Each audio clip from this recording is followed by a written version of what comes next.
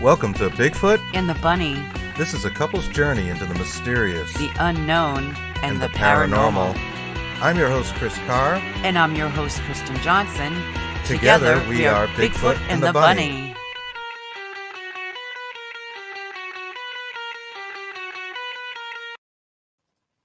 And we're live. Welcome to Bigfoot and the Bunny. Happy Saturday. Happy Saturday. And it's warm here in the studio in New England. It is warming up. It's turning out to be a beautiful day. And we should have started our air conditioner a little earlier, I think, because we're kind of melting over here. But I want to give a quick shout out to Gail Heisen, who's our guest last week, and is featured in this book that arrived today via the Jeff Bezos Penis Rocket Express, or Dick Ship for short. Oh, never gave you that idea. From Teen Raiden. It's called Supernormal, and her telepathy studies are featured in this book, so I'm looking forward to reading that. As well as we mentioned, we had the paranormal couple on a couple weeks ago, and that being Cody Ray Desbians and Satori Haas. And I know they're going to be at the Ocean State Paracon if you're in the Rhode Island area this year. I think that was something they wanted to say, but weren't allowed at that time. But now I guess the secret is out. I saw it on Facebook. And we mentioned as paranormal couples like ourselves have been around for a long time. And I came across one recently that I thought was pretty interesting, and I wanted to share with you guys. I was watching podcasts. I was stuck in the YouTube algorithm. And somebody mentioned this. I forget who exactly it was, but it was about Carl and Ann Wicklund, who were popular during the spiritualist movement, meaning the late 1800s, early 1900s around the world. The Wicklunds turned away from conventional medical psychology toward the belief that psychiatric illnesses were the result of influence by spirits of the dead. Wicklund came to believe that a large number of his patients had become possessed by what he calls obsessing spirits, and that low voltage electric shocks could dislodge them, while Anna, his wife, acted as a medium to guide them to progress within the spiritual world. Using the mild electronic current, Wicklund said he could force the possessing spirit to leave his victim, enter Anna's body, and finally depart forever.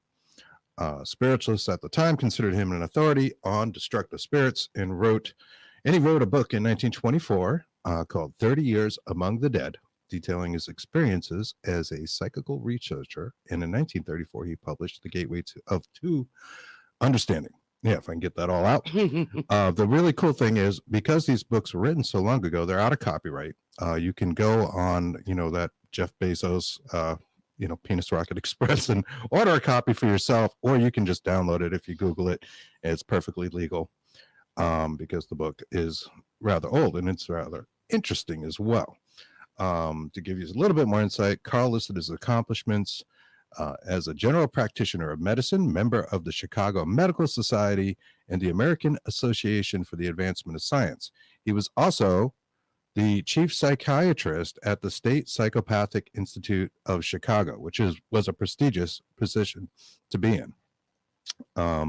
So I thought that was pretty interesting, because it is very interesting. Pretty legit guy, and that's what he thought at the time, which is very interesting. A mental illness. So we're going to talk a little bit about mental illness and spiritual things in just a little bit.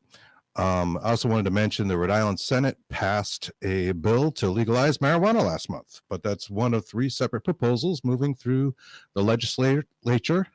And the speakers have said that there are a series of issues that need to be resolved before the House advances reform. However, most people feel that the legalization of the devil's grass in Rhode Island is inevitable. I know there are at least some of you out there with your sticky yellow stained fingertips excited about this. You'll have easy access to strains like Lemon Haze, Tangerine Dream, Alien Apple Warp, Straw Nanny, Lemon Berry, and the beloved Granddaddy Purple. However, they still taste like potting soil. Maybe that's why it's called pot. Oh, I got a million of them today. Don't forget the elderberry Kush. In your general direction, your mother was a hamster and your father smelt of elderberries.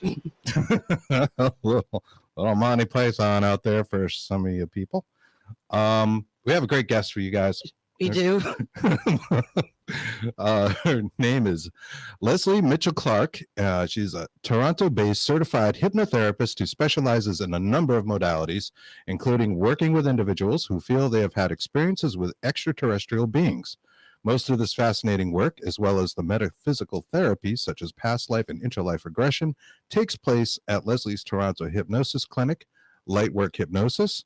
Prior to her work in hypnotherapy, Lesley also had a busy career as an actor, dancer, vocalist, and for the past 20 plus years, she has been a top jazz and arts media consultant with an array of Grammy and Juno winning clients, as well as major jazz festivals and record labels. Lesley is currently the director of LMC Media, with offices in both Toronto and Lesley's hometown of New York City. She is also a busy arts writer, contributing regularly to a variety of publications. So let's bring her right on. Welcome, Lesley. Welcome. Hello, Chris and Kristen. Boy, I feel exhausted from hearing that intro. I tell you. Wow. Boy, am I tired. I know. I got to shorten those things up or something.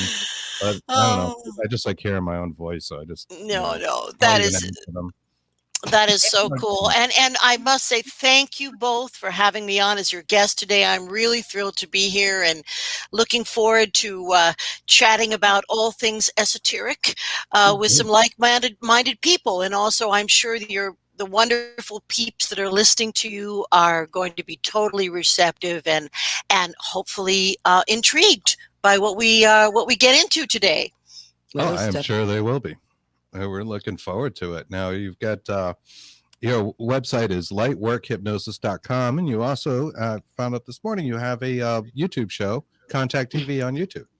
I do. It's we've been doing our little show for about 12 years, believe it or not. And in the beginning, it was radio only. It was Blog Talk Radio, and then we upgraded to Zoom, and now finally we're doing full studio production. So when it's feasible, when people are in town, we can have them in the studio.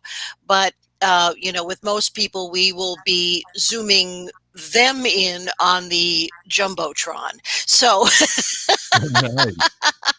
but it's been, for me, it's been such a learning experience to be able to talk to so many wonderful people over the years, and has helped fortify and, support the work that I do, which is sometimes overwhelming, as you can imagine. Mm-hmm. I bet it is. It must be. When did you first become interested in this and ufology, and what got you all into these things? Well, I would have to say that I have always been into ufology, and even as a little kid, my father had a telescope, and we would watch the stars, and I did have a rather profound and protracted experience when I was about 16 years old. The first year that I went to work as an apprentice actor in the Black Hills of South Dakota, and I was out of high school a little bit early. I had to get out of town, so I was off and away to university when I was only 16. But the first stop was a season with a summer stock theater, and during that season, would you like me to tell you a little bit about it, about kind of what happened? Okay, so I know this is going to stretch the realms of feasibility, but at that season, well, first of all, I should probably mention that the Black Hills of South Dakota is a very unusual geographic region. It's filled with anomalies. There are mica mines everywhere, and mica is what's used to make transistors, I think, right? So it's a very conductive material. So and it has long been held as a sacred spot by the Lakota peoples, who are the Aboriginal peoples who are in that area, generally speaking. So I went off for my little stint there, and I met one of the company members. Was a lovely gal, and I don't know if she's still living, and I haven't been able to contact her. So I'm let's just call her Sally, right? So Sally was a very busy performer in Las Vegas. She worked in the lounges as a singer in all of the major clubs, but she had a second job. She worked for the government as part of their, I would have to say, their secret space program, some version of it. And, on a certain schedule, she was usually in Las Vegas. She would be taken out to a plane wrap airport and put on a plane wrap plane and then schlepped out to, Dreamland or Area 51 or, any of those cluster bases that actually are all connected underneath the ground, I believe. But at any rate, her story was that she worked for the government, for the secret space program, as a psychic communicator to communicate with the ETs that we were engaging with at that time in a particular way. And of course, I didn't disbelieve her. I'm a very open-minded person. If someone tells me something truthfully, I don't usually snap out with some contradictory thing. So I just accepted what she told me. And as we became better friends, every time that we would drive into the little town of Custer, South Dakota, yes, that's what it's called. It was a really circuitous, dark route through the mountains, and we were always followed by craft that I saw, and anybody who drove with Sally and myself and anybody else. And they looked to be your rather traditional, spherical kind of Betty and Barney Hill craft, right? Where they weren't cigar shaped, they weren't oblong, it wasn't the T3W, they were your various really commonplace type of craft, but I could see at times they were close enough where I could see illuminated windows. And this went on all summer. Now, she kept telling me, they're following me, they're pressuring me, I don't want to continue, it's taking my energy, I have no life, etc. So one afternoon, I was lounging at the snack bar, something I was particularly good at. I was just lounging at the snack bar. And only about 20 feet across a driveway, if you will, from me, was the cabin where Sally and I as well were staying. It was an old, facility. So I saw this car drive in, and this would have been, I was alive when dinosaurs roamed the earth. So this is a while ago. So this would have been 1973. So already at that time, people wanted Mustangs and they were, gearing down. So this car that came in was essentially your classic Men in Black from the movies, 40 years before the movie type of car. If I had to give you, I'd say it was like a Chrysler Imperial black. So Black sedan, yep. You know what I'm talking about. So it pulls up right in front of her accommodations, and out come two beings. Now, these guys were completely anachronistic. They looked like they had come out of a cinema noir, black and white 1940s picture. They were wearing fedoras.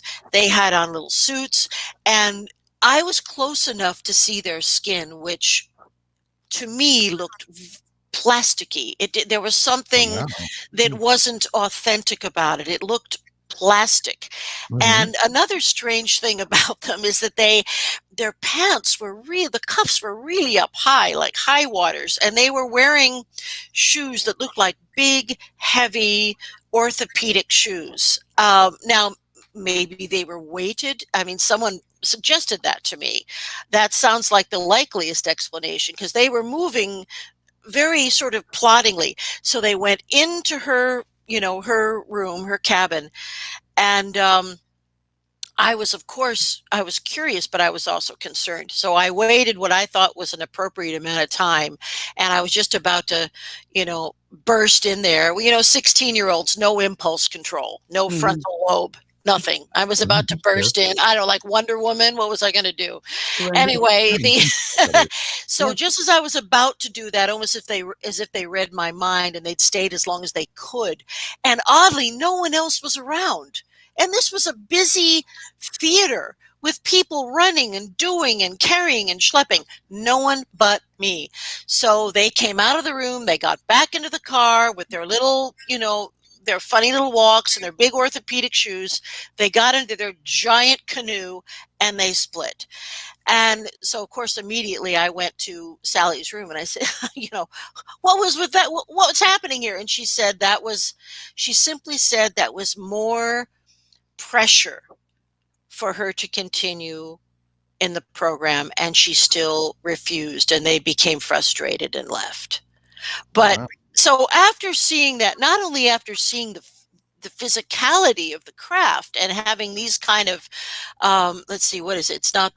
Is it the close encounters of the fifth kind? What is it? The first kind, where you just have a sighting with, just with that happening. And then, I really believed this girl, and as if that wasn't enough, I had complete proof that there was something completely otherworldly going on with her. So I would have to say that really kickstarted my lifelong interest in this subject matter. And then following that, the way that I worked myself through university is I worked as a psychiatric aide in the Yankton State Hospital, which was, one of these classic draconian, Gothic, terrifying types of places. We still had padded rooms and straitjackets, and psychotropic medications were just starting to come online. I mean, we forget how recent chemical control of mental health is. It's quite recent. So anyway, I was always interested in this, and sometimes I felt the people that were having psychotic episodes were in fact open channels. And that's interesting, because I was listening to your introduction about the other guest who was talking about mental health care and the old way that they that they assumed that it was perhaps the influence of discarnate persons. I don't think it's at all unreasonable to say that when a consciousness is in a vulnerable state, as can happen with a dissociative disorder or an episode of psychosis, that there can be a kind of a possession or a kind of an unallowed channeling from opportunistic entities. I think that is completely possible, and that's partly based on things that I have seen over the many years. So eventually, and in conjunction with my other little careers, I went back to university. I got my master's, and I became eventually a clinical board certified and now a master hypnotherapist. So about 12 years ago is when I was finally able to really, really focus on the experiences, or rather the experiences of experiencers. I don't like to use the term abductees because it is so negative, and as we'll find out as we talk, I'm of the belief that upwards of 90% of the experiences, at least that the people that I have worked with have, are positive experiences. I think experiences can be misinterpreted.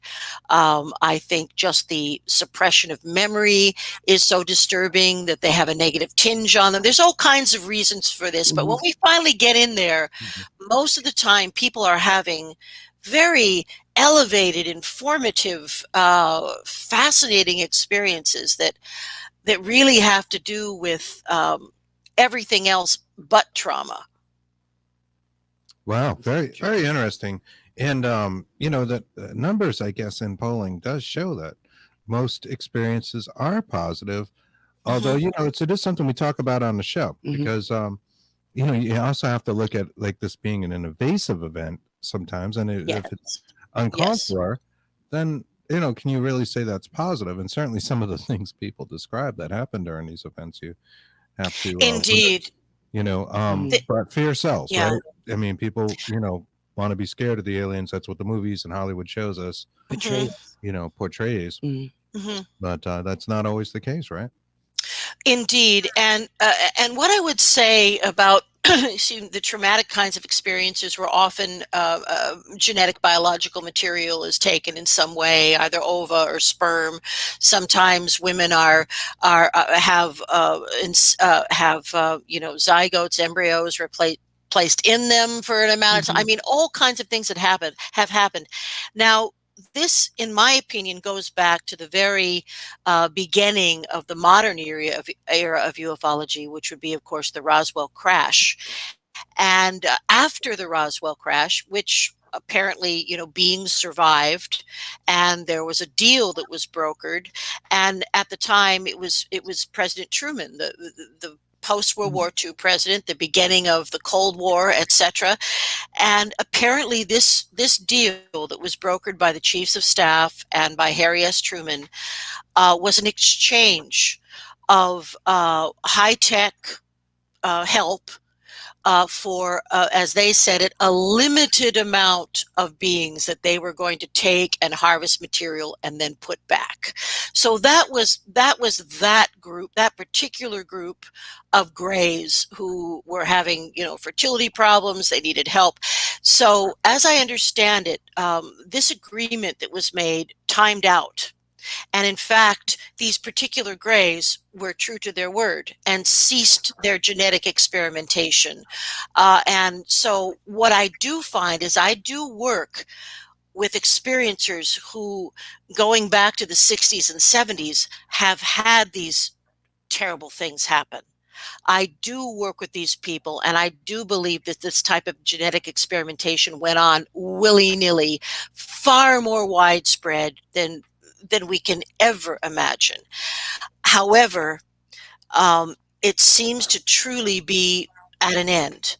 And so if I'm talking about contemporary experiences, and I'm going to say maybe from the 90s on, contemporary experiencers, they are different. And in fact, as I'm sure you guys have heard ad nauseum on your show, there are so many different types of extraterrestrial and ultra-terrestrial civilizations that we engage with. I was writing a question down to ask you how many you think that, or you believe that are out different there. races. Do you have an idea of a number, or would you think there's a lot? Because now there's the ultra, and then yes, sure, and that's something maybe what would be the difference there with between an extra and an ultra terrestrial? I believe that there are beings that are actually, we should probably call them interdimensional.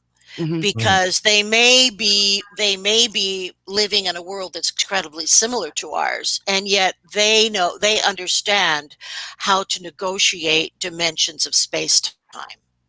And this is a technology that seems to be available to many advanced beings. And I think there are also beings that have evolved maybe to a higher vibrational level where they don't possess physical bodies in the sense that we do. Now they hold images and can project themselves and engage, but they aren't dense in the way that we are here in the third density. So I think there are beings of different vibrational levels of matter, if that makes any sense.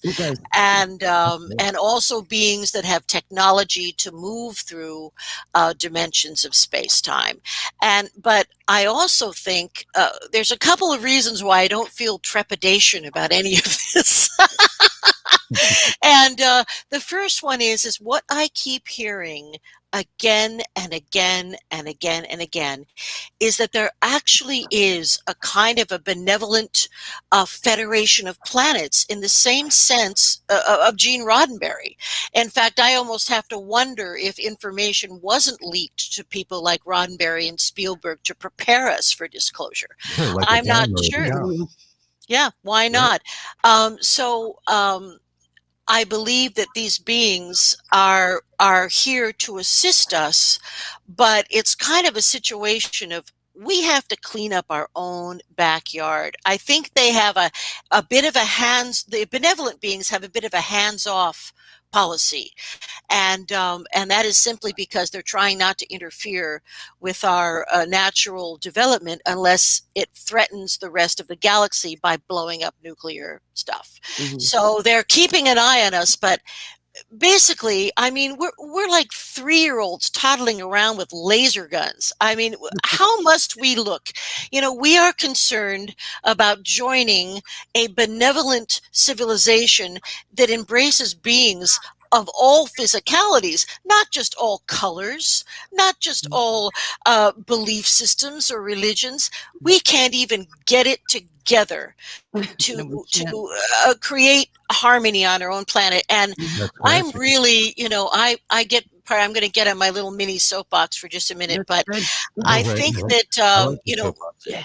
Yeah, okay, I do. but I think that people like I'm going to point out David Icke, who are generating fears about the possibility of a reptilian cabal running Mhm. our civilization. Mm-hmm. You know what? I don't think we need any help from any reptilians to be terrible to each other.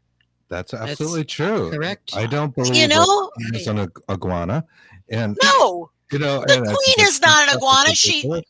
You She know, may be primarily German, but right. she's not an iguana. And there are reptilian beings. In fact, there are even reptilian beings that we have agreements with. So it's like anything. I think depending on what kind of situation evolved on class M planets, again a Gene Roddenberry term, where there is life supporting elements. I think that it's not a big stretch to imagine that there would be bipedal intelligent hominids that manifest more reptilian characteristics. We have a reptilian brain. We know this. Yeah. We know this. They don't like us to use that term anymore. Isn't that funny? In psychology, it was all about the reptilian brain when I was a for a very student, long time. and now they don't want to even say that. But anyway, an answer. But I digress. So I'm going to say that in answer to your question about the amount of species, I'm going to quote a wonderful man, Dr. Paul Hellyer, who was Oh, I love him. he's a sweet, brilliant gentleman who was Mhm. very, very high. He was the Minister of Defense. Mhm. He was also Vice Premier. He was very high up in the government. He And was the last time that Minister I of saw him, Canadian Defense. pardon He me? was the Minister of Canadian Defense, I believe. Yes, forgive me. He was the Minister of Canadian Defense. And the Canadian Vice Premier of Ontario. So he's a big deal. And he told me personally that the Canadian government regularly interacts with 83 different species. And you must assume that because the Canadian government and the U.S. government are really in bed together with a lot of this Sure. kind of technology that goes on. So I hear about new species all the time from the people that I'm working with, but these days I almost never hear about something negative or opportunistic. It's all about we're here to help, and we can't directly involve, but we want to influence you and help you, and we'll give you information downloads when you're asleep. We'll do everything we can do without breaking the prime directive. So that seems to be kind of where we're at right now. Yeah, it is. And we'll get a little more into that. We had a bunch of comments out here. So just want to Cool. just little shout outs. What do we got there? Robbie says, hi from haunted Scotland. We are not alone. Oh, Let's see, Pamela says, much like spirits. Yeah, and that is a subject I want to get into. Hauntings, versus dimensional beings, aliens, and things of that nature. Roddenberry was a time traveler, says Kathy Lamport. Could be. Yeah. And then we got some more. Roddenberry was a high-ranking Air Force pilot. He would have known about Area 51. I think his knowledge was used to create Star Trek. I agree. So, pretty cool. I agree. I think he probably tried the Montauk chair. You know what I mean? That would have been the era. And when you talk about him being a traveler in space-time, I have a feeling that they allowed him to utilize some of this space-time bending technology. I believe he used the Montauk chair. Very interesting. And we talk about spirits and interdimensional beings, like Sasquatch is often mentioned as an interdimensional being. Interdimensional, if I can get that word out. That's But I get all those other words out. well, Thanks, baby. We talk about roles a lot of times because, you know, our background is more paranormal and being researchers. You know, we love ufology and all sorts of aspects of all this stuff. However, we notice that a lot of times, you know, every town has a haunted house with like a little girl in it and this kind of thing. And sometimes you can actually communicate and you get that voice back, or perhaps it's something saying it's a demon and it uses demonic names and things of that nature. And I think that's overused on TV and all that. Oh, yeah. But it's almost like there's a role there. And you know, the idea of stepping into these roles, you wonder what you're really talking to. So there can't be the little girl in every town. So what are you really communicating with? You know, what are you getting back? Is it some sort of interdimensional being that wants to step into those roles? And could that being be maybe alien? Well, that is a very interesting question, because I got to tell you guys, this may seem out there, but I believe in a sense it's all the same. It's all energy, as above, so below. And one of the reasons why I say that, and you know, I do an awful lot of past life regressions and interlife regressions and things of that nature, and particularly in interlife regressions, which is where we are in between lifetimes, how we decide how we want to come in again into the third density, or if we do, and who will our parents be, and we also have a chance to usually analyze our most recent life experience. So what we find in interlife regressions is there are a number of predictable things that all people seem to pass through when they leave one physical body and before they enter another one, if they choose to. And one of these things that individuals, my goodness, anyone I've ever regressed has gone through, is there's a meeting with your counsel. And yes, we have counsels. They're not designed to insult us or punish us, but they help us go through the processing of the most recent life. And that can happen in a variety of ways, and it's not really important. My point here is that on the council, many, many people tell me that there are beings on the council who are not human. That they have extended, you know, they may have extended skulls, they may have blue skin. I mean, you name it, I've heard it. But I think that the point here is that we are actually in a soul group with many different types of humanoid bipedal beings. I don't think there's anything too far out that's too far distance from the bipedal hominid form. But within that, I believe that we are in soul groups with many, many different types of beings. And in addition to that council business, even in just past life regression, I will have someone arrive to look at their past life, and they'll say, oh, well, there's two sons. And I'm looking down at my feet, and they look reptilian, for lack of a better word. So I believe that we can and we do incarnate into different physical bodies in different parts of our galaxy, or what have you. And so I think that the knowledge of this and the ETs that we deal with, and the idea that we are all one, seems to be an idea that they keep putting across. We are one, we are one, we are one. I get that. And also, you know, clean up your planet. You're killing your planet. And it's basically clean up your own backyard. And we're here and we're waiting for you.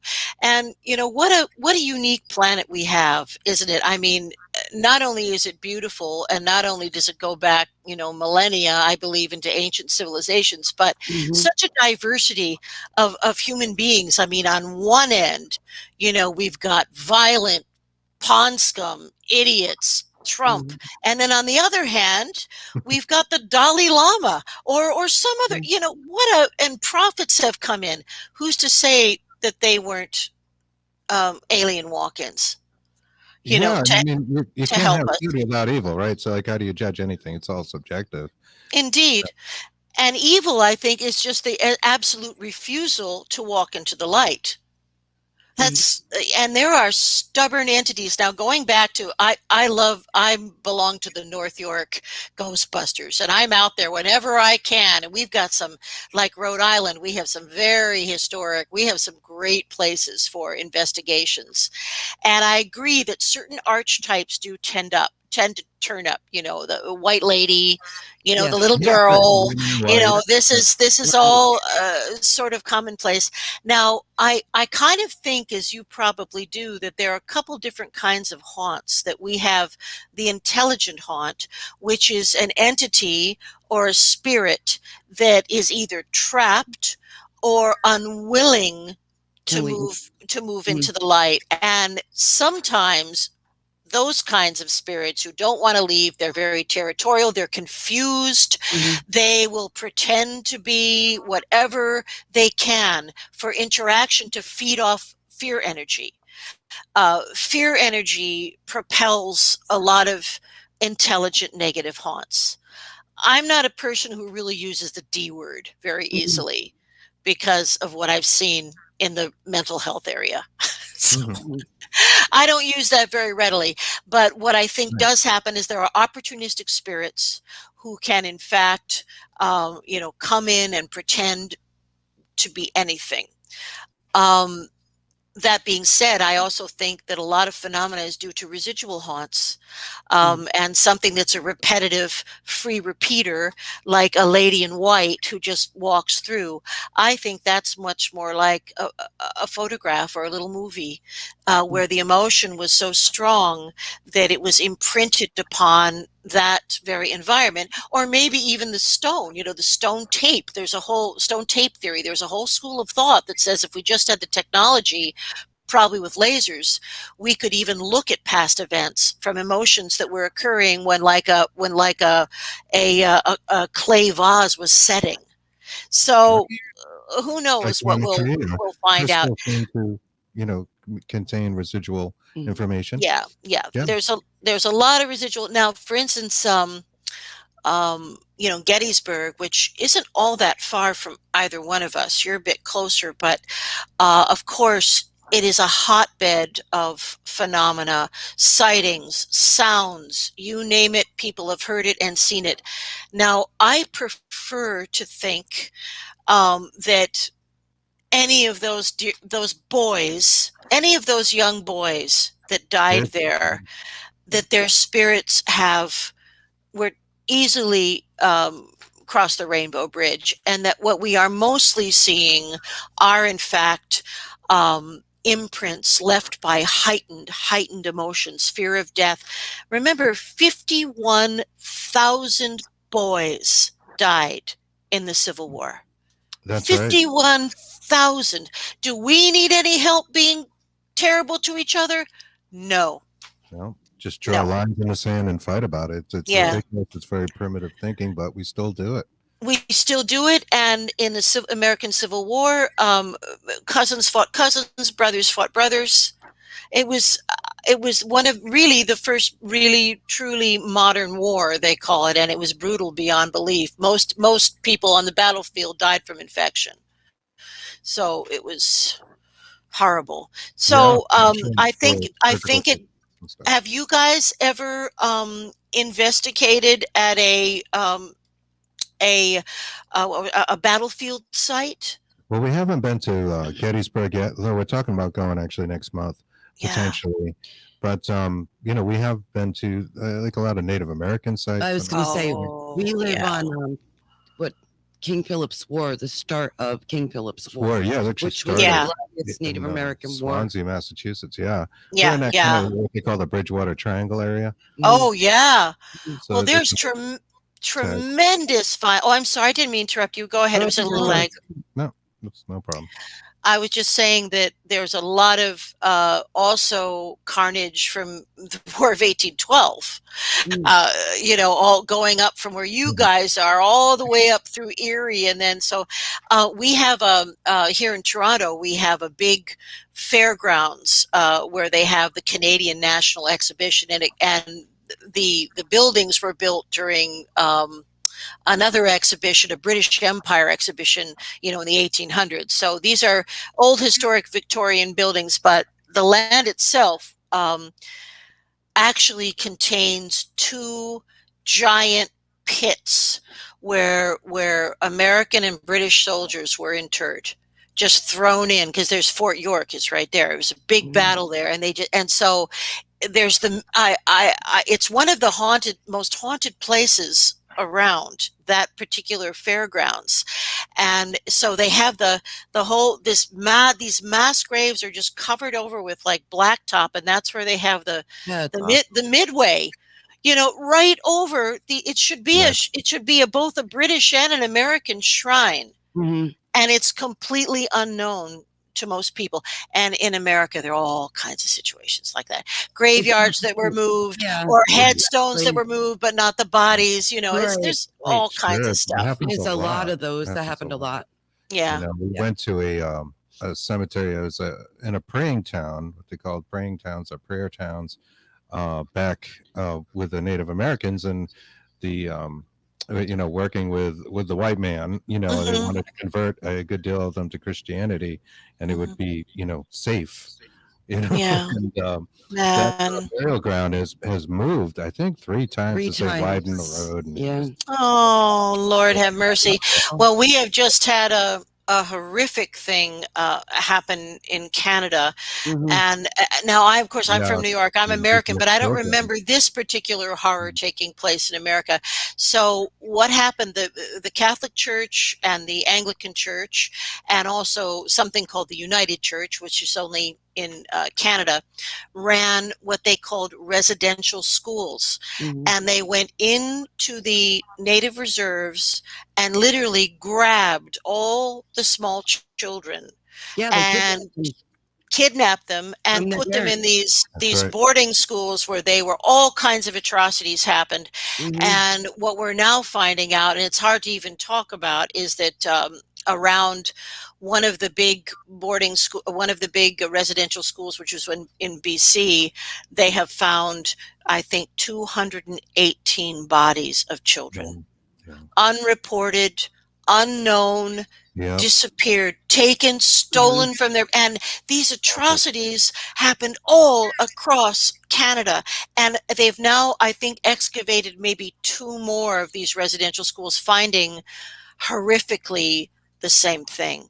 So in America, we have our own series of them, but I know Canada's been in the news because they just found the bodies, but these same sort of events happened all across the US as well.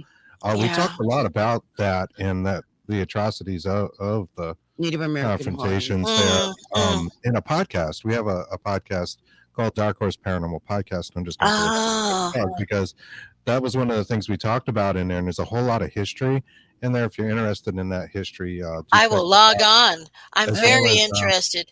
Very interested. It was about Gettysburg, and the numbers, and were just incredible. How many of our kids, were killed and killed each other, and the term Dr. Sawbones comes from Sawbones. Yep. Yeah, Sawbone. Because that's literally all they could do is, if you got shot in the arm, they would just cut your arm off. And how horrific. The question is, though, how many other places around here has that happened to that we don't even know about yet? So many. So many. The information gets suppressed, and now. But one thing I will say on the the Canadian government is doing everything. This came out of left field. No one can believe it. Native American or white or what have you. No one can believe it. It is an equal outrage in contemporary times to everyone. And but on the Six Nations Reserve, which is not very far from Toronto, maybe a couple hours, those people regularly engage in ceremony to call in the star people. And they have an ongoing relationship with the star beings who will come when called. And they have a schedule, and they do this, and it's not open to the public. But they have apparently maintained their deep spiritual connection with whatever beings they have been involved with since the dawn of time. That's interesting. Yeah, can you tell us give us a little insight into who those star people are? And I did want to circle back to the hypnotic regression and mental illness and experiences. Well, one thing I will say is not everybody who gets in touch with me because they believe they're having extraterrestrial contact are actually having extraterrestrial contact. There is always going to be a percentage of poor, unstable individuals who are having some type of a delusional experience. And, in the medieval times or even in the last century, it would manifest as religious mania, right? Religious mania is all you saw in mental hospitals. Now, the fear is manifesting as an extraterrestrial fear. So if someone is coming, so what I do is I am not legally allowed, in Canada at least, to treat with hypnosis people who have been diagnosed with a mental illness. Now, that doesn't mean somebody who's anxious or somebody who's been depressed. What that means is somebody who's been diagnosed with a full-on dissociative disorder, schizophrenia, a profound bipolar disease, borderline personality disorder, things of that nature. So before I treat anyone, I usually have either in person or on the phone, a big long talk, about, a big long talk where I ask a bunch of questions that may seem benign, but by the time I'm done, I know pretty much exactly what's going on.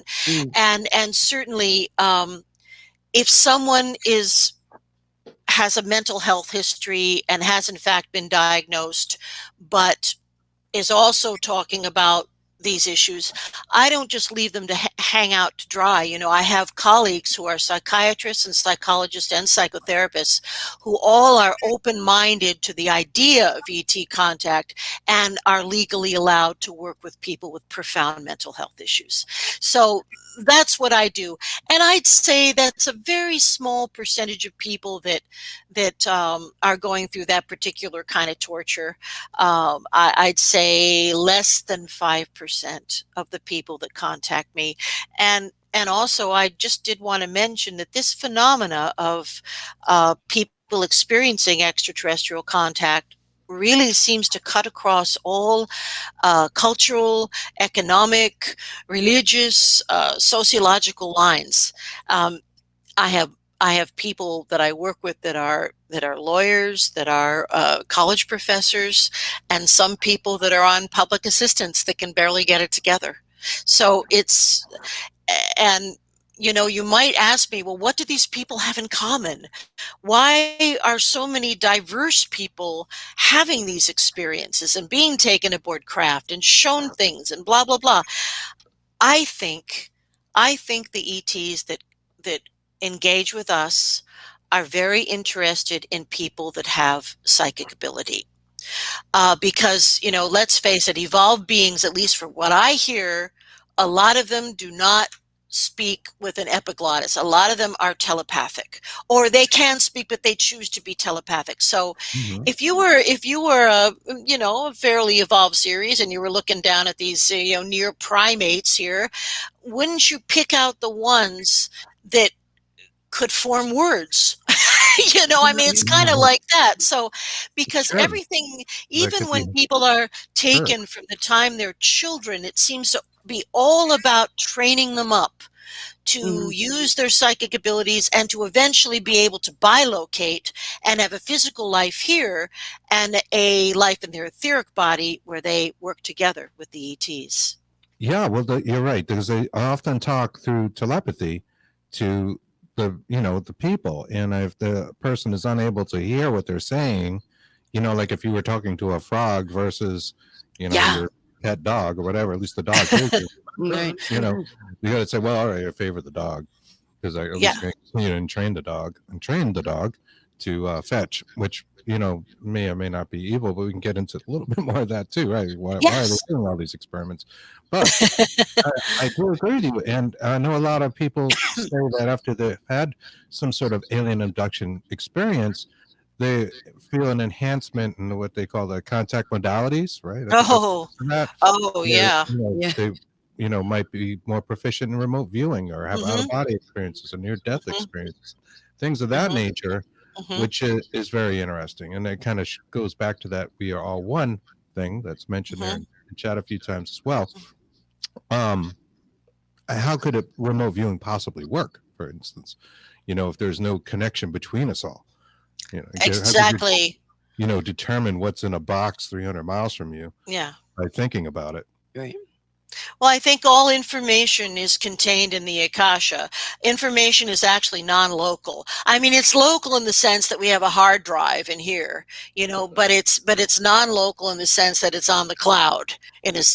So Yeah, and right. I It is think in the cloud. that I think that every advanced this is just my idea, but I think that every advanced civilization has gone through a technological period that was similar to ours, where these devices that we use, the phones, the internet, what we're doing now, are Mhm. kind of like training wheels.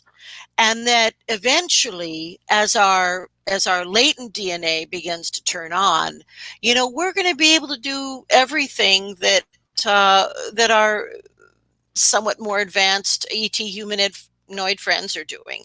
And I think, implants are often about like step up transformers. I don't see them as anything negative. I've never heard one negative thing about them, and they usually either disappear when they're done working, or they're pooped out or sniffed out or snorted out. They don't they're not meant forever, and they're meant to help to, in some way that we can't quite understand, to help us with our PSI factors, I Mm. believe. And Dr. Lear, who of course has now passed away, what a great guy he was. He did an awful lot of research in removing implants, and he'd remove them and then he'd take them out, and they would dissolve in the atmosphere. And so nothing was ever really discovered, except that from the technology that he had, they did emanate some type of radio signal. But by saying radio signal, I'm not even sure what Dr. Lear meant by that Some at kind of that time. So frequency. frequency, there was some kind of energy coming off of them Mm. that they were able to somehow discern. But Mm. as far as the idea of well, the paranoids are saying, well, they're tagging us, so they can find us. Right. Well, guess what? We all have a unique brain signature, and we know this now. So any evolved species that was trying to locate a certain person, it'd be just like tweaking the radio dial. They don't need implants. They don't need tracking dots. That's us. That's, crawling out of the primordial scum. That's us, not them. So, nothing to fear. I really hate the fear thing. I do. I tell you, I What do do. you suppose is the Everything. value of us to them? Pardon me? What do you suppose is the value of us to them? Meaning, and I'm sorry, my cat's jumping in the window there, throwing light. Yeah, he's an alien. Why are we of Why are we value? valuable to them? Like, what is it? Just because we're souls and we're part of a soul group, or do you think maybe the planet itself and the maintenance of this planet gives them something we can't quite understand yet? I think that I have heard many of my clients, in talking to the different species that take them, have referred to this planet as the grand experiment.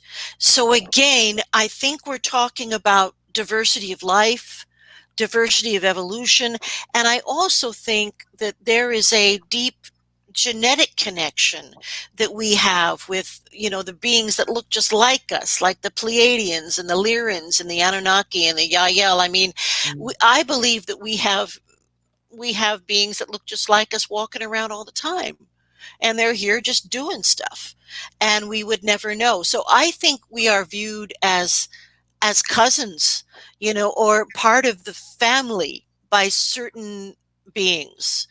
And they are also tracking maybe a genetic line as far as relationship to them. So I think we have that going on. Certainly, maybe there are opportunistic beings that get in here that are interested in our resources. But I don't. Have you guys ever talked to Randy Kramer on your show, Captain Randy Kramer? Have you No. ever talked to him? No. I'm gonna hook you up with him, because you need to talk to him. He is one of the few, I would have to say, super soldiers, people that participated in the secret space program, the 20 and back. He's one of the few extremely credible people.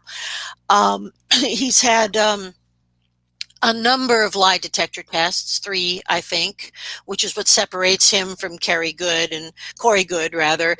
There's Jason Rice. Jason Rice is also incredibly truthful and has also gone through all the lie detector tests. So anyway, what Randy Kramer told me is, when he was participating, when he was part of the Lunar Defense Force or the Mars Defense Force, he said that now we pretty much have control over what comes into our solar system. And remember now that following the Truman thing and the Eisenhower thing, we have had bases on the moon and on Mars, excluding ancient times, but in contemporary times, since the 50s, we have. And this is the big lie, that we have parallel space programs, and that trillions of dollars have been siphoned out of the pockets of the hardworking Americans and gone into these programs which they neither know about or benefit from. And I don't have to stress that there are massive medical leaps, like light year leaps, that are part of the secret space program. So anyway, what Randy says, and Jason Rice concurs with this, and on Andrew Basciago, another great guy from the West Coast. But apparently, the idea of a rogue space attack is an episode of Flash Gordon. I mean, it isn't going to be like that. There's not, and I did worry for a time, during the Trump administration, particularly, that there would be some kind of a staged false flag event that would simply serve to further polarize people.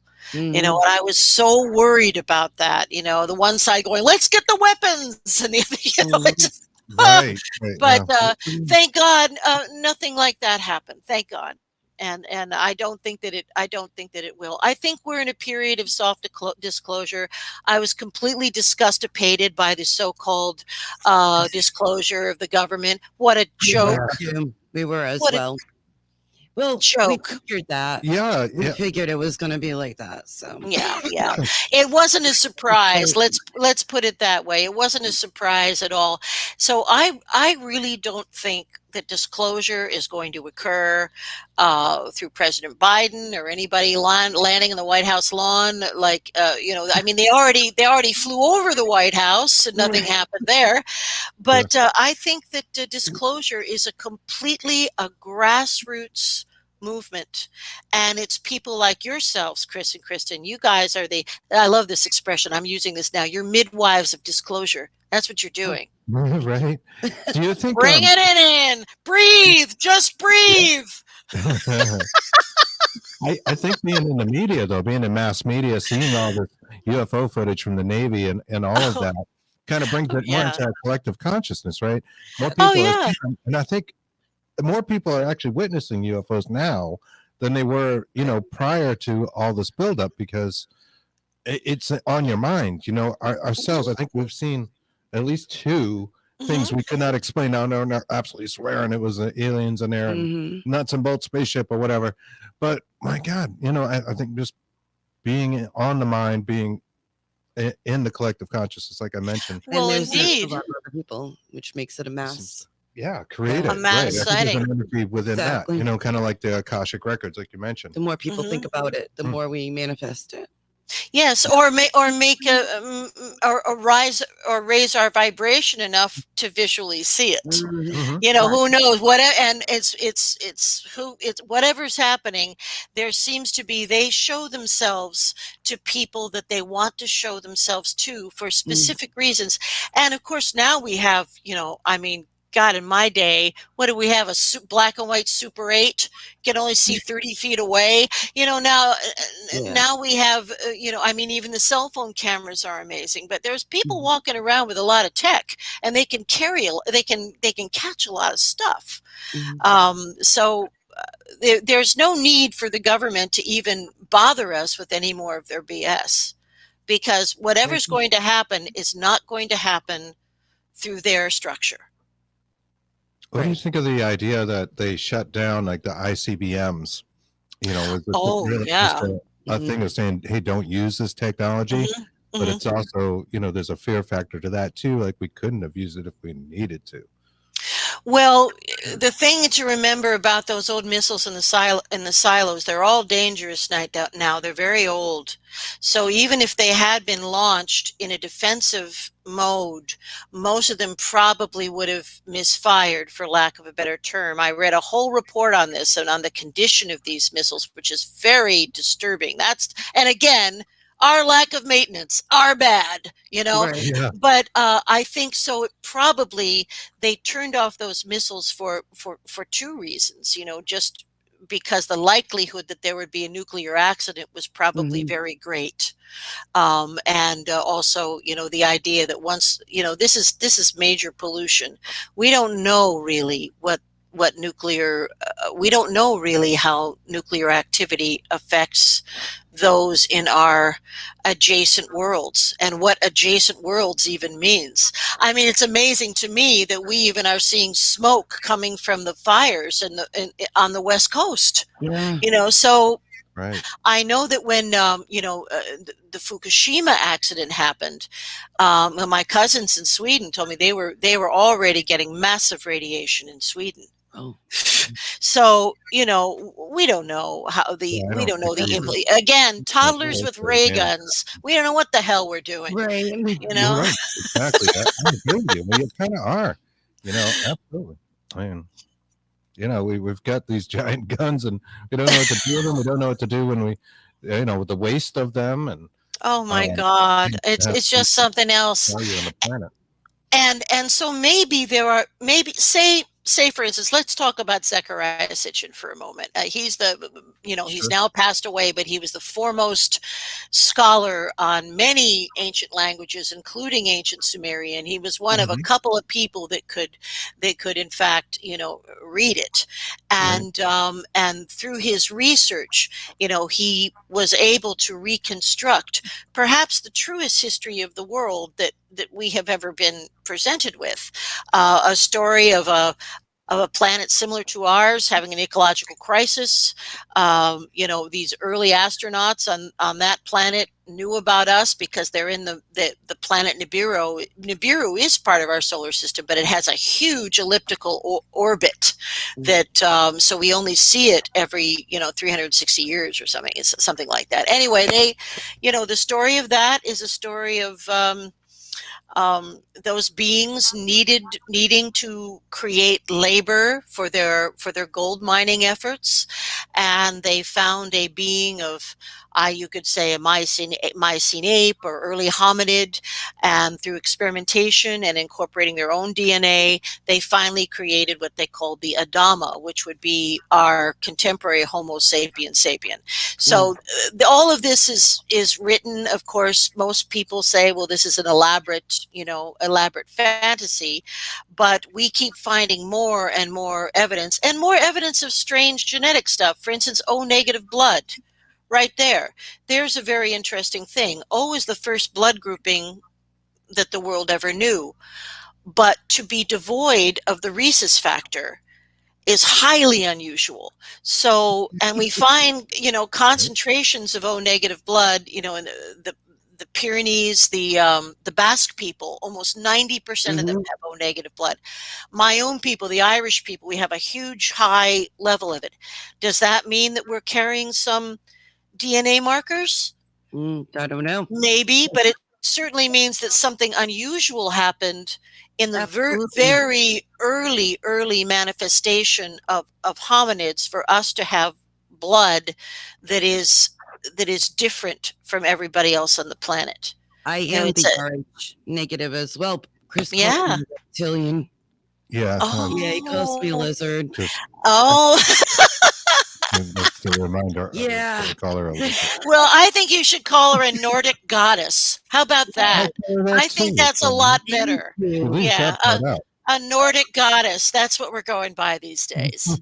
Even though I'm only 5'1", I'm still a Nordic goddess. I'm tall. I'm tall in my dreams. So. Excellent.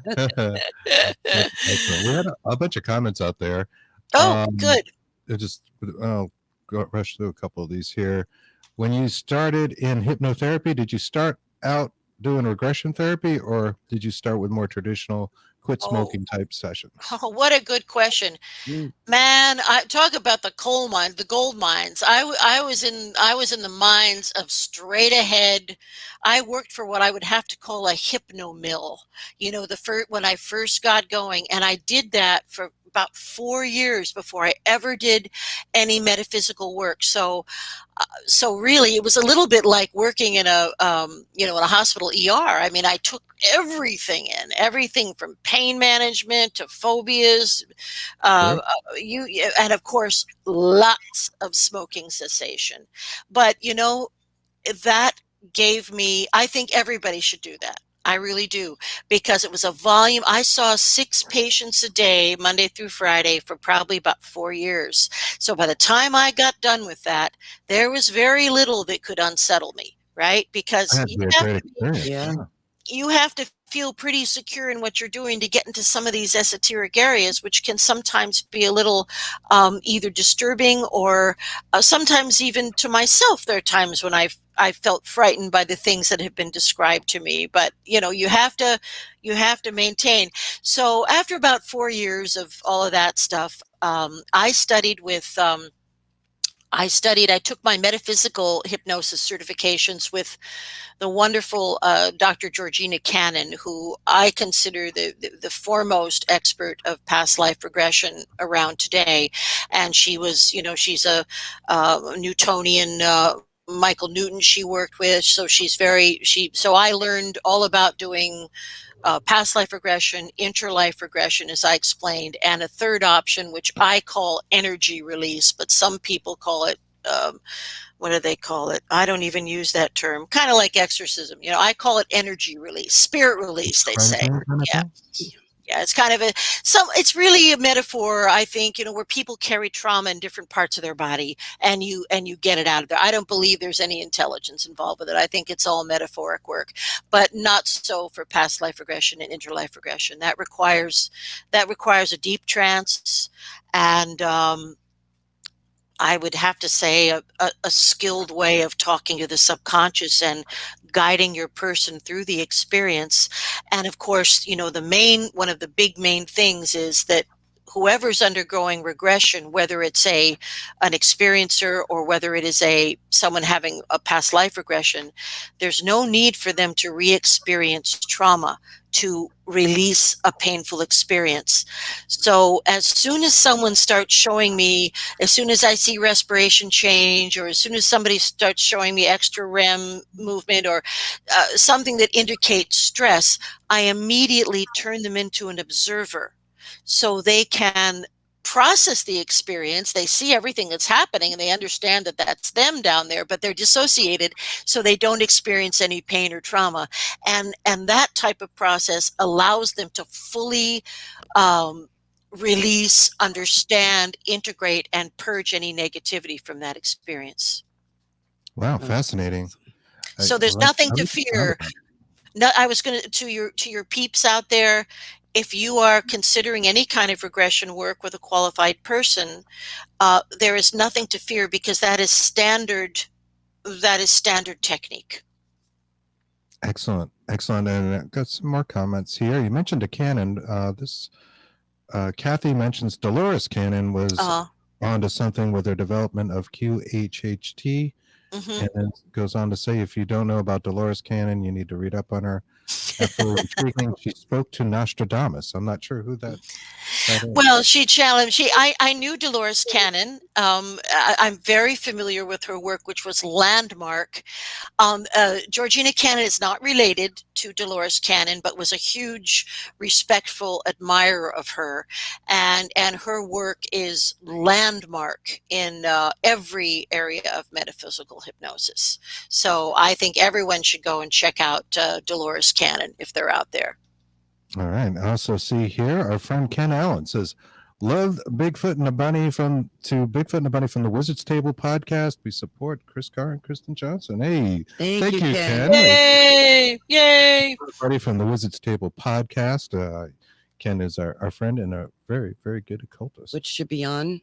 Yeah, I think it was right after us. Oh, very cool. That's okay. Really, thank you, Ken. Appreciate that. Jeff says hi from the goat. Hey, Jeff, how's it going?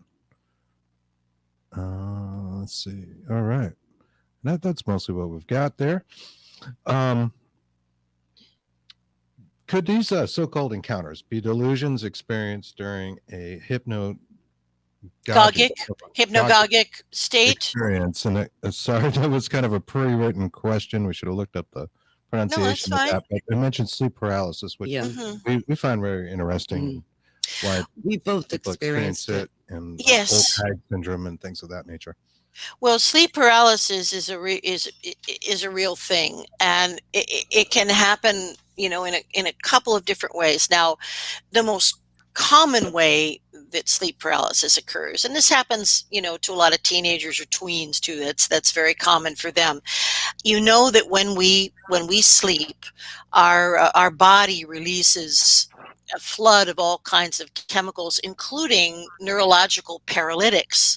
And the reason for that, I guess, in the grand design is so that we don't act out our dreams. Can you imagine that? If you guys are walking and you're around your bedroom, like doing dialogue and, actually acting out your dreams.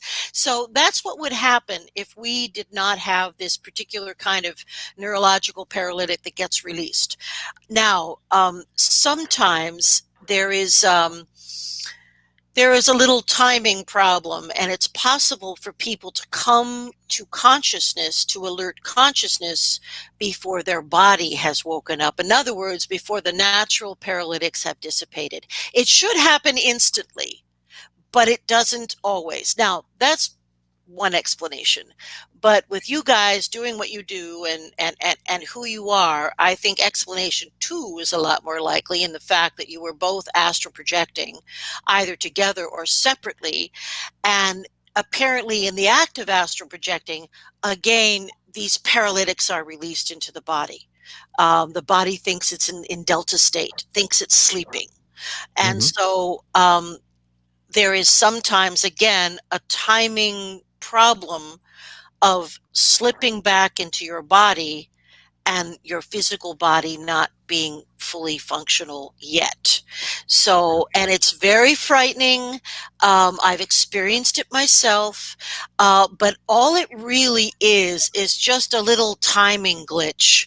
That's all it really is. And the fact that we have these chemicals that are part of our sleep structure, and even if we're traveling in our etheric body or astral projecting or remote viewing, our physiology and our subconscious mind are still running the body, the physical Yeah, body. that is fascinating, and I totally agree with you. I know it is a natural occurrence, and I know one prominent parapsychologist who kind of writes off old hag syndrome, to talk about it a little bit, as just that.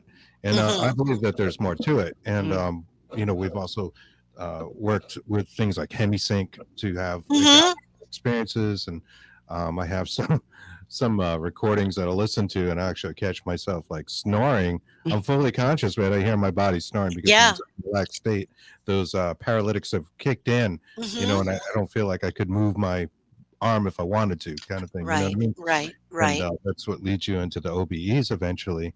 But Yes. old hag Yes. syndrome is kind of interesting, and I wonder if you had any thoughts on that. Just Well, it's I do believe that there are opportunistic spirits. As I said before, I do believe that they can attach themselves as far as, oh, this person really gets frightened and I get great energy blasts from what's happening here.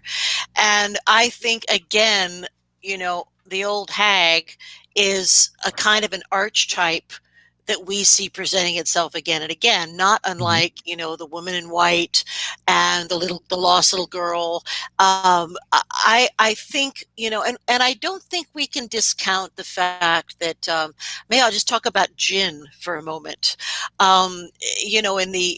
In Islamic mysticism, um, and certainly there's references to these beings in the Bible. They're supposed to be made out of smokeless fire. I think that jinn exist as another phylum. They're not angels, they're not humans, and that what we see when we see shadow figures, because they present that way, can be uh, jinn just messing about, because they love to mess about with humans. They can appear as anything. They can and they are, and I think sometimes, when a psychic comes in, they will say, well, there's a spirit in this house that has never lived in a physical body. Well, that doesn't really mean a demon necessarily, but it could Right. easily mean a jinn. And they just have to be told to leave, and they will. But I think jinn can be responsible for at least a percentage of these archetypal manifestations that we see that are almost cartoon like. You know what I mean? Mhm. So I think they know how to manifest. And also, again, spirits that don't want to move on, that are confused. They can also manifest in any way that's going to get them that fear. They're living off the fear energy. Mhm. Negative Mhm. entities Absolutely. they Yeah. want to create it because it's palpable. They're like energy vampires, really. Hmm. Right. Right. Yeah, maybe. I think that those things like Jen are just ancient, and they've been here longer than Mm. at least our current, race of Oh humans. yeah, And they're there are older. probably They're they're other entities out there that are like that. I did indeed. want to mention about the old hag, and the reason why I bring this up is because I had an old hag experience myself Oh, you personally did. Oh, many tell years me ago. about it. Hmm. Well, it was kind of like the old hag that you hear about. I saw her in the dream, and she looked like a crone, as a crone would appear, Hmm. Hmm. and I felt like I was drowning. She Hmm. wasn't sitting on my chest, which is more the The stereotypical way. common thing, not being able to breathe. Yeah. Not be able to breathe, right? And I had this feeling of drowning and trying to get away and trying to wake up and snap myself out of my sleep. And it was very difficult. And I felt like I was pursued by this crone. But Mm. I wasn't aware of what old hag disease or old Mm-mm. hag syndrome was at the time. This was a long time ago. So I found it really fascinating when I came across that, and have since made movies about it and horror Mhm. movies and stuff. I go, "Oh, wait a minute. And you look into the history, and it's hundreds of years of Mhm. documented old hag experiences. in Yeah. various records. So people have experienced very similar things. So you wonder why that Right. archetype, It's- as you mentioned, would pop up again and again. This the crone, the old hag. Mhm. I don't know what it is about it, but there's something there. I don't know if it's always the same entity or why, or if it exists, like you mentioned, the Akashic records and collective consciousness. If it's just some kind of thing that's out there, like an archetype that we're not even consciously aware of, yet there it is appearing in our dreams. Indeed. Well, in Celtic and in Scandinavian mysticism, the crone or the old hag is revered because it represents the mature, psychic, empowered female spirit. So it's, I guess, culturally in America, the idea of a hag or a crone, like the traditional witch who looks old, that's frightening to us. But it is, in fact, this being, maybe it's a being, is revered in ancient Celtic and Norse cultures. But so it does go way back, and to the fact where they see it as almost like a goddess, or a goddess manifestation. I would say a manifestation of the goddess. Like a Baba Yaga or something. Yeah, something. And these are all, now there are other, creepy things that tend to reoccur, like in the in Mexico. They have real, and it may be even in other Central American countries. I'm not sure, but it's called there's a special kind of hag called La Garona, which means the woman who cries, and she is a lot like a banshee of Irish legend in that she cries and screams and moans. It's about the loss of her children originally, and they say, well, she's going to come and get other children because she lost her children. But that's another kind of a, I think these are just terrifying archetypes for us. I think these are things that scare everybody, and whoever is using these images is borrowing them as a fear tool. Now, that's my feeling, but I could easily be wrong. I'm not saying I'm right. And maybe it's a mix of things. Maybe it's a whole mashup of things that are going on. But repeatedly, we find the old crone coming up again and again and again and again. So it's a familiar manifestation in our world in pretty much every culture I can think of.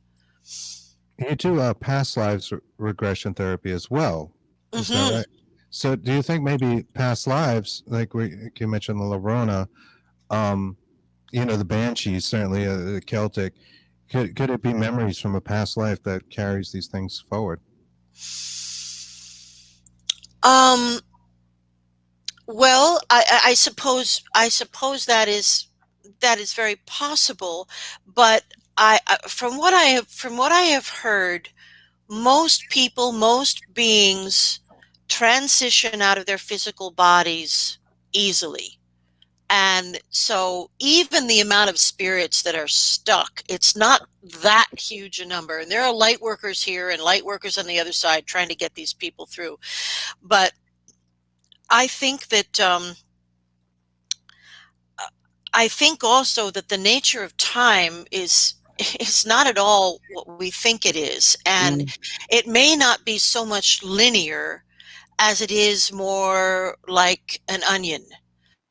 And so, I mean, this is like the Seth material and the material that's coming from Bashar that Daryl Anka channels. I mean, this is the idea we keep getting that it's time is not linear. It's an agreement that we make as humans so that we can show up on time and make progress. Otherwise we'd be just, amorphous. So, but I think it's possible to actually travel to your past lives. I don't know if we're going to see that, but I think it's kind of an interdimensional travel where you could adjust your vibration and literally experience the life in a very physical way by popping in for a minute. I wouldn't be surprised if that were possible. But ideally, when people come to me for a past life regression, I know this is a roundabout answer, but usually they're coming for a specific reason. Something is bothering them. They're failing at relationships over and over again. They have trouble holding on to money. They have addiction issues, and there's not necessarily a reason for these things in their childhood, which oftentimes is totally normal and pleasant, like Ozzie and Harriet. And then this person has all these other things going on. So what I usually do is I just ask. I ask the Akasha, I ask their spirit guides, that the person should be able to experience the lives that have the most relevance to the most important life, the one that they're living right now. So, and without fail, even though it may not be clear, especially not always clear to me, people will hear what they need to hear. And therefore, the process that I do with past life investigations is also about healing and release of trauma. And that's a big part of what I do, is not only experiencing the memories, but then releasing all the negativity surrounding them, so that process of carrying that garbage with you into a future life no longer will happen. So if you are asking me that if like La Garona is a being that is dead but stuck in that past life experience, is that what you were asking me? Sort of? Yeah, kind of. I was asking if maybe some of these archetypes are exist because of our past lives and some sort of memory. And I don't know, man. I kind of don't think generations, so. like Yeah. La Llorona, which you say much better than I do. I like the way you say La Garona. Yo digo español perfectamente, carnal. it. I grew up in LA, man. If I wanted to go to the corner for a stick of gum, I had to say it in Spanish. There you go. There you go. Seriously, She not was the the most, original not the most. woman in white, too, yeah. The lady in white, La Llorona. La Yeah. Garona. I don't think that's the case, but I had a really strange experience once. Let me just tell you about this, because it still baffles me, and I'm going to throw it out there to you guys and see what you think. Now, this was in New York City, and it was around the time that I was pregnant with my second son. So let's say this is 1991. And at the time, I was working as a publicist, and I was the publicist for the Village Vanguard, which is a famous jazz club. And I went down to the Vanguard, which is way, way downtown. There are cobblestones. It's, the downtown area is, of course, the oldest part of New York. So I went and I did what I had to do at the club, and I saw some just incredibly inspiring music, and I was like on cloud 9 just from the music. Now, I was straight as an arrow. I was pregnant. I had a glass of water. I was just feeling like high from the music. So I walked out of the Vanguard along 7th Avenue, and as I stepped off the curb onto the old cobblestone from the 1700s, all of a sudden I smelled horse manure. That was like the first thing. Now we have mounted police in New York, so I didn't immediately react to that. But then I realized that my body was different. It was much smaller. I was tiny, and that I could feel the weight of my clothes, which were like Victorian. I could feel the weight. I could feel the corset. I could feel the whole thing. And I looked to the side, and the whole town was quiet like New York would never be. Nothing. I heard nothing, except I saw a man taking his horse out of a carriage and putting his horse in what looked to be a public stables. Now, normally there was a big bar on the other side, and I didn't see it. I'm looking at this stable, and there's an old dude unhooking his horse and putting it away. So I continued to walk across the street, and by the time I reached the other curb and stood up on the sidewalk, I had journeyed back to my own self in my own time. Wow. I literally slipped through some kind of little vortex. Now, all I can say is maybe my vibration of the purity of my being pregnant, I don't know, but whatever happened, it was instantaneous. I did nothing to invoke it, and it only lasted a few moments while I was walking on that old cobblestone that the Dutch put in, in the 1600s, really. And by the time I got up to the other side, that Wow. was it. Wow. Yeah, like you just stepped right in like a wormhole. Yeah, Right. I Yeah. just went through a little vortex, I think. Sure. And that is similar to like alien abduction phenomena. A lot of Yeah. times people are kind of zoning out. They might be driving or riding a bike or a motorcycle or something. Oh yeah. Well, indeed, at least that absolutely happens. And sometimes when beings come in the night, they've been seen opening portals, and they have a kind of a stick thing, some of them, and that's the first thing the person sees. They see a portal actually open. And sometimes if we're doing it, if it's a secret space program, it's a little cruder. It looks kind of like a doorway. I mean, we can do all this stuff, but it's not as smooth as the ET technology. It would seem to be. It reminds me a little of the Hat Man phenomena as well. Mm-hmm. Kind of the darker side of that. Yeah. Mm-hmm. Kristen doesn't like the Hat Man. No. I don't like the Hat Man either. I'm not even going to talk about the Hat Man. Thank you. Right, Thank you.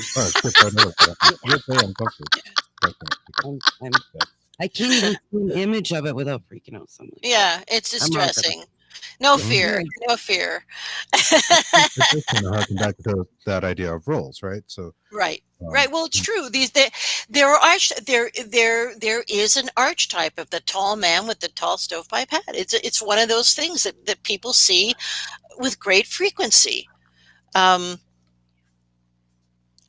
However, that would have been very typical dress for someone from a certain period of time. So that's true too. It's hard to say. But when I do, when I'm involved in any ghost investigations with my friends, my little crew, the objective is spirit release. So if we find it and we go in to release anyone who is captive, anyone who can't find the light, anyone who's doesn't know where they are, doesn't know they're dead, that's that can happen. Right. So that's the objective. It's not just like these TV shows and these teenagers who go in just to try to instigate phenomena. We go in not so much about that, but about sensing the spirits and helping them to cross over. Mm-hmm. Sure. You mentioned Zachariah Sitchin earlier and the cuneiforms and oh yeah, the supposed genetic manipulation of the human race.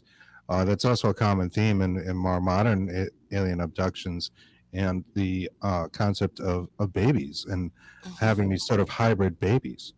Yeah. What sort of stories have you been told through your regression therapy about these hybrid children? And lots of them, lots of that. And again, that harkens back to a little bit ago, because that was apparently one of the goals of these particular Zeta Reticulites who were involved in the abductions. The goal was, reproduction, hybridization, which was not exactly what I think, Harry Truman was told. But at any rate, many times I have heard of, I have experiencers who were called, genetic material being taken, and then sometime later, their children are brought out to meet them, and sometimes they're asked to hold them and engage with them. And this may surprise you. It's always distressing because the people don't want to let go of their children. Right, I would think that. Yeah, it's not that, oh my God, because they don't look that different, so it's about, these are my children and you have them and I want them. And so it engages all kinds of very traumatic emotions when the children have to be taken away. I have had, grown men sobbing in my chair. Wow.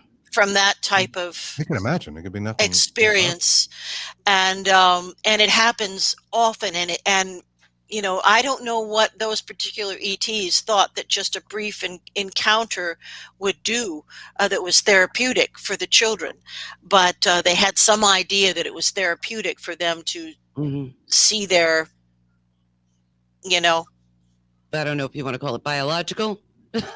yeah, it's biological, and so we don't know, you know, so these people, they sometimes then will dream about the children and have other encounters with them throughout as they grow. So it's not always just that static one time. I have to say, you know, mentioning these hybrid children that may be shown to their parents one time or something like that, or maybe they're in like this jar of brown liquid and then whisked away to whatever dimension or, you know, portal they end up in. Reminds me a bit of those indigenous children that we mentioned earlier. I know. Socialization. That's like the I know. It's something being done to us against our will with the sanction of our government. It's exactly, I mean, well, yes, the parallels are incredible, that they were doing the same shit thing to us that we were doing to others. And now I don't recall anybody ever being shown any, you know, fetal or beings in a some kind of a fake amniotic sac or anything like that. It's usually when the beings would be, the little children would be what we would think maybe 5 or something like that. Now, but however, I think that they grow at a phenomenal rate. Like that would literally be 5 years from the time that my client had DNA taken or sperm or whatever, you know. So is that why I've read and I've heard a lot about how women get pregnant. They get abducted, then they get pregnant, and then 3 months they take them. Yeah, like 3 months. Is that why? That used to happen. That used to happen an awful lot. And when we were being used, just, or not we, me specifically, but women were being used as receptacles, kind of, where they would inseminate them and allow the development to occur exactly for about 3 months, where the spinal cord and the brain are formed, and then they would remove the fetus. And I've had women tell me about it being floated out of them, like not with tissue trauma, but having it, the amniotic sac and the little tiny baby and placenta being floated out. Wow. Yeah, what a trip, huh? Oh. It is. It's a little trippy. What is the end game to that? Like, why are they taking the Well, I think that at that time, again, we're talking about, you know, inseminations and these things don't occur right now, but at the time that was part of that species, who I believe to be the Zeta Reticulites, from a binary star system. They were having fertility problems. They could not reproduce. Oh, okay. And they were needing our DNA, which was related on some level. We did have some tangential genetic connection with them that allowed this to even work. You know, so we are related to so many different beings in ways that we can't even get our heads around. But yes, so I think that was simply part of their fertility program, if you will, you know. And they saw nothing wrong with it. They said that you're our progeny, or you're related to us. We have the right to ask for this. That was their stance. Cool. Wow, it is. That's cool. Like, you know, like you say, zoo theory. Well, I was going to ask you that about the zoo theory, if you knew what that was and how your thoughts are on zoo theory. Yeah. Now I think I know, but why don't you tell me that we're all being kept aboard a big mothership as as it sounds, you know, like we're kind of a zoo. So they would the Earth itself come here and visit and treat us like animals in a way. And they made it like they make us out of like it's like the Earth is like a petri dish to them. And they're watching us from afar and writing down everything, viewing everything. And that's basically what the zoo theory is. Well, I think there's an element of that. There's an element of our DNA related beings keeping a close eye on us because they feel responsibility for us. Because I think they were responsible greatly for truncating our, messing about with our DNA imperfectly. Now, this is something that I find very interesting in the animal kingdom. Things like cancers and stuff, they're relatively rare, the types of things that can go wrong. But human beings, we have over 3,000 possible genetic problems that we can manifest. So that says to me imperfect DNA splicing. And this idea that we have junk DNA, well, it's DNA that's turned off because we weren't supposed to become aware. We inherited great awareness, great capability for awareness and other abilities from our Anunnaki and other ancestors, but they didn't want us using it because we were a slave species. Right. I think that that's exactly what we're talking about. I think they have at this point in the evolution, because we're talking about 60,000 years ago, right? At this point in their evolution, I think they feel, if not guilt, responsibility for what happened, in the same way that we are trying to heal the wounds of what we did in slavery to the African American people and the horrifying acts against the Native American people. So I think they're in that space, a lot of them, because they come in and they heal. I didn't even there's no time to even talk about that, but many of my clients have been in critical care or suffering terrible illnesses. And if they have regular visitations, ET visitors have come in and held hands over them, or in one case actually extended their hands into someone who was suffering from double pneumonia. So there are benevolent things going on, and there are attachments that seem to be emotional. I feel that they view us, most of the benevolent beings view us as our family, but things are diverse. The 5 fingers of man, we have 5 different kind of big variations, which implies to me that we have 5 major contributors. Fascinating. I love that microcosm, macrocosm kind of connection between what we do to ourselves and what might happen interdimensionally or through the universe as we see it or perceive it. And this DNA kind of being the vehicle for consciousness, no matter where it may exist, right? I agree, and I also I think we were taught. We were taught. We were taught about slavery. We were taught how to do it from experiencing it, and that this information, I think there is, yes, we have past life memories, but I also think memories are non-local and are stored outside the body. So we always have access to them. Even a brain damaged person can access non-local memories.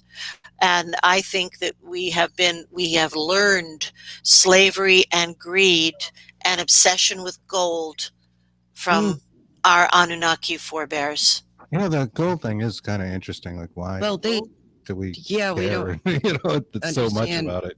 About the gold. But I was going to say, ask you if you heard that they found in Africa, where supposedly we were supposed to be mining.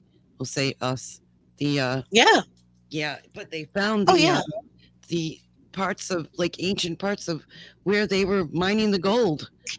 Thousands of gold mines. Michael Tellinger is a friend of mine, and he's the guy that's very deeply involved with the South African gold mine situation. And any of his work, I suggest that there's a marvelous book called Slave Species of the Gods. Now, it's a little dark, but it includes a lot of the research, the brilliant research that Michael Tellinger has done with regards to the origins of humanity and how the physical evidence is still there in South Africa. Yeah, it's so interesting. But I don't think we should lose sight of the benevolent beings either. Right. Got a book over here. And this book was recommended to us from our friend Nathaniel Jacobs. That we had, and I said, I got to get that book. And I don't know if you're familiar with it. beyond UFOs, but one of the highlights of it is it talks about a survey that was given out to people, the largest of its kind, people who had felt that they were abducted by aliens. And the surprising thing is kind of just what you mentioned, that most people came back with saying it was a positive and beneficial experience. Which I think Indeed. is Most fascinating and not talked about enough. Yeah. Well, I think, one thing that might be interesting to you guys is that, one of the first things that I discovered in doing this work, and it was something that nobody had really, determined. I guess it takes a volume of people to see some certain trends. And, I work with MUFON. I'm part of Kathy Martin's Experience Your Research project. So not only do I have my own clients that just come to me through word of mouth, but MUFON also refers anyone to me who would like to have regression. And what I really believe now is there is no such thing as an isolated incident, that anybody who has an experience is probably a lifelong experiencer, because people will come to me because they have partial fragmented memories, of one thing or part of one thing. And we get in there, and I will often say, let's go back in your life. Let's go back to the first incident of high strangeness. I don't even say what it is. And then most of the time, I will hear a little 3-year-old voice telling me about little beings coming in and floating them out or walking them out the backyard. Well, And this is just so commonplace. Now, if it doesn't happen, I'm surprised. And because, and also one thing that I think is interesting is I don't believe that memory can be suppressed forever indefinitely, either by our own technology, our own perverted technology, or by any kind of memory blocks that the ETs can use. I think that we are relentlessly curious, and that's not totally understood. We have our own unique characteristics, but I also think that no memory block exists that can last forever, because fragments of those memories will start bubbling up, and sooner or later, hopefully, someone will come. That individual will visit someone like me who has the ability to get past the conscious mind and get into the subconscious, where everything is available. But and in midlife, I think the biggest demographic of clients that I have come to me in midlife, and maybe it's when they're ready to hear about what has happened throughout their life. It maybe the memory block began. It's almost like when the student is ready, the teacher appears. Maybe the memory block starts to crumble and fade when that individual is becoming aware enough to be able to process and accept and understand these experiences on some level. Sure, even comfortable enough in their own skin as a human, and especially like you mentioned, lifelong experiencers. They probably in a lot of cases had experiences when they were children, which is not unlike a haunted phenomena. We talked to a lot of different people, alien abductees, and a lot of people in the paranormal, and or even ourselves had like haunted childhoods and things that would be a driving factor into the experiences we'd have as adults. I find that fascinating. It is like you almost live this stuff your whole life. Well, I think you do. If you're aware, you're aware. If you have the physiological genes that allow you to see things moving faster than our own density, it's part physical and part spiritual, I believe. And I don't know. I think I remember back to in my early childhood, going to mass with my grandmother, and I remember asking her, Grammy, why do some people have halos around their heads when they're praying and some people don't? And all I can guess is I was seeing people's auras who actually were in a meditative state, whether it was prayer or not. I can't say that. Or some people were just sitting there thinking about the grocery list. I don't know. Right. When you're a Catholic, we do a lot of getting up and down and kneeling and sitting and up and down and kneeling and sitting. So there's a lot of that, a lot of up and down. Sure is. Sure is. Your book is called Intersection, a true story of extraterrestrial contact. Where can people Yes. find that?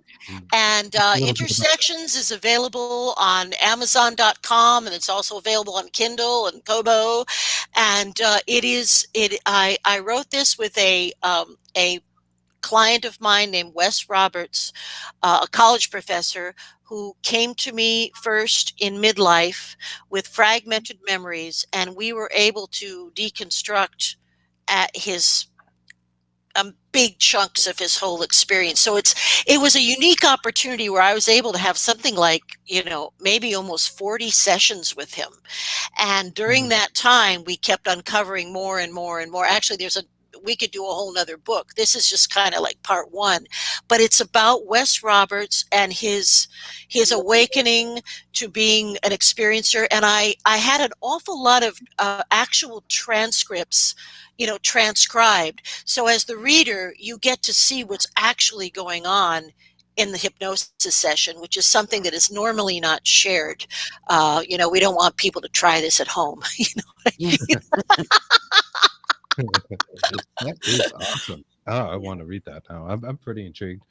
Okay. We also have a show on YouTube called Contact TV, which I think the link I put there in our ticker, but for those of us who are listening to the podcast, it's youtube.com/Contact TV. Thank you. You've been running that for a number of years, and your website is www.lightworkhypnosis.com. That is it. Now my website needs a facelift, and actually so do I. But it'll be fully lifted up in true California fashion this fall. But it's functional, just like me. I'm functional, but I could use a lift. Well, I hear you. We've been ignoring our website as well, and it's a little. I just don't seem to be that interested in. I don't know. Maybe because Facebook is a lot faster and easier, and you can always reach me, through either Lightwork Hypnosis on Facebook or Contact TV on Facebook or Lesley Mitchell-Clarke on Facebook. So I am thrilled if you call me or text me, and I always have my mobile available, and I do work with people all over the world. Actually, the process of regression can actually work on Zoom. It does. So give me a jingle at 416-454-8041. Text me. I would love to hear from you. Even if you just want to chat about your experience, I'm available. Wow, it's wonderful. That's Thank great. you. That's amazing. Thank you. We may hit Thank for ourselves. Yeah. Yeah. Lots to talk about. I mean, we could extend the show. Believe me. For another 2 hours. No problem. I'm going to have to got a come million visit you in questions here. I'm going to have to come visit you in Rhode Island or something. Yeah, That's Beautiful. one of the most beautiful places, one of the most beautiful little places in the world. I tell you, my dad was in the film Jazz on a Summer's Day, which is about the Newport Jazz Festival. Oh, wow. It's an old film from way back, documentary about the Newport Jazz Festival. But what a beautiful, beautiful place. It Yeah. still occurs. Yeah, the Newport Jazz Festival, very famous in our area. In fact, my parents, I think I may have attended one in utero. In utero, and I got to see Led Zeppelin, and yes, that's what I'm told. That's pretty cool. Did actually. But thank you so much. Yes, thank you so much again. It was wonderful meeting you. Yeah, we'll have to do this again. I'd love to have Thank you you, back. guys. We have a bunch more questions for you. Yeah. We get a lot of them. Yeah, we just kind of squirreled off. Yeah. But this has been a lot of fun. Again, the book is Intersection and Contact TV on YouTube. And we appreciate it. Thank you so much, Lesley. Thank you so much, Chris and Kristen. It's just been a pleasure talking to such lovely, like-minded people. And thank you for all the work you do as far as getting information out there and being accepting of whatever's going on. And remember, you are midwives of disclosure. That's right. Somebody's going to tell the story, right? Okay, guys. Thank you Thank again. you so much. Thank you so much. Bye. And that was awesome. She was funny as hell. Yeah, she was. It's been a lot of fun, and that's about all the time we have this week for Bigfoot and the Bunny. We want to thank everybody out there, and yes, especially Anne-Marie Young and Ken Allen, and everybody that was in chat. And if we didn't get to all your questions, I apologize, but we get a lot of them Thanks for participating. We love it. Yeah. And we'll see you next week. Bye-bye.